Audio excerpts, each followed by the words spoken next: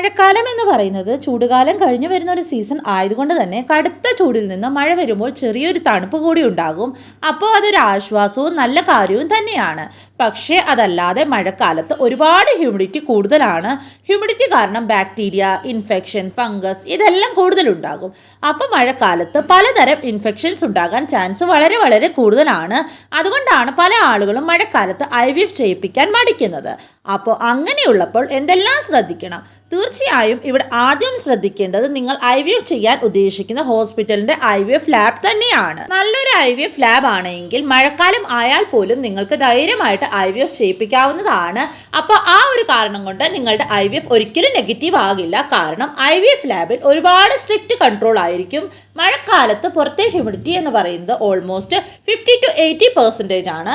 പക്ഷേ ഹോസ്പിറ്റലിൽ നല്ലൊരു IVF ലാബിൽ ഹ്യൂമിഡിറ്റി കൺട്രോളിലായിരിക്കും. 40% ഒക്കെ മാത്രമായിരിക്കും